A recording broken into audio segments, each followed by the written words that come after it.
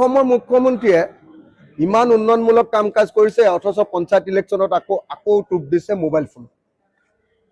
এইবাৰ হিমন্ত বিশ্ব শৰ্মাৰ পঞ্চায়ত ইলেকশ্যনৰ আটাইতকৈ ডাঙৰ নিৰ্বাচনী প্ৰতিশ্ৰুতিটো হ'ল যে অসমৰ প্ৰত্যেকগৰাকী মহিলাক এটাকৈ মোবাইল ফোন দিব।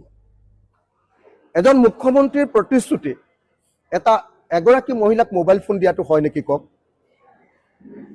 যদি মুখ্যমন্ত্ৰী এজনৰ সপোন মহিলাক আচলতে মোবাইল ফোন দিয়া, তেতিয়াহ'লে মই ভাবো যে সেই মুখ্যমন্ত্ৰীজনৰ পৰা অসমৰ মানুহে পাবলগীয়া একো নাই। সেইজন এজন দুৰ্বল, নিশকটীয়া, দূৰদৰ্শীহীন এজন অপদাৰ্থ মুখ্যমন্ত্ৰী বুলি মই ভাবো। তো অসমৰ মুখ্যমন্ত্ৰীজনৰ সপোন হ'ব লাগে অসমৰ প্ৰত্যেকগৰাকী মহিলাক চাকৰি দিয়া আৰু অসমৰ প্ৰত্যেকজন পুৰুষক চাকৰি দিয়া আৰু অসমৰ প্ৰত্যেকজন পুৰুষ আৰু মহিলা, যুৱক আৰু যুৱতীক চাকৰি দি সকলোৱে যাতে মোবাইল ফোন কিনিব পাৰে তাৰ ব্যৱস্থা কৰিব পৰাটোহে অসমৰ মুখ্যমন্ত্ৰীজনৰ কৃতিত্ব। আজি মুখ্যমন্ত্ৰীজনে আপোনালোকে দেখিছে MP ইলেকশ্যনৰ আগত প্ৰতিশ্ৰুতি দিছিলে। কি বুলি প্ৰতিশ্ৰুতি দিছিলে? যে অসমৰ সকলো মহিলাক অৰুণোদয় দিয়া হ'ব, ৰেচন কাৰ্ড থকা সকলো মহিলাক অৰুণোদয় দিয়া হ'ব। দিলে নে? নিদিলে। অসমৰ সকলো মহিলাক অৰুণোদয় 3000 টকাকৈ দিয়া হ'ব। দিলে নে? নিদিলে। অসমৰ সকলো মহিলাক 10,000 টকাকৈ দিয়া হ'ব। মুখ্যমন্ত্ৰীৰ প্ৰতিশ্ৰুতি আছিলে। দিলে নে? নিদিলে। অসমৰ সকলো মহিলাক 10,000ৰ পাছত 25,000 টকা দিয়া হ'ব। দিলে নে? নিদিলে। অসমৰ মহিলাবিলাকক কৈছিলে যে তোমালোকৰ মাইক্ৰ' ফাইনেন্সৰ ধাৰ মাৰি দিম। মাৰি দিলে নে? নিদিলে। মাইক্ৰ' ফাইনেন্সৰ ধাৰ এতিয়ালৈকে মাৰি নিদিলে। 22,500 কোটি টকাৰ ভিতৰত অকল 2,000 কোটি টকা ধাৰ মাৰি দিলে।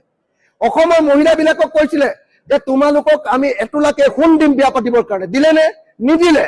অসমৰ মুখ্যমন্ত্ৰীয়ে এটাকৈ প্ৰতিশ্ৰুতি দিছিলে যে অসমৰ মহিলাসকলক সকলোকে 10,000 টকা দিব, 25,000 টকা দিব, সকলোকে অৰুণোদয় আঁচনি দিব, সকলোকে দেই ৰেচন কাৰ্ড থকা অৰুণোদয় আঁচনিৰ পৰিমাণ 3,000 টকা হ'ব।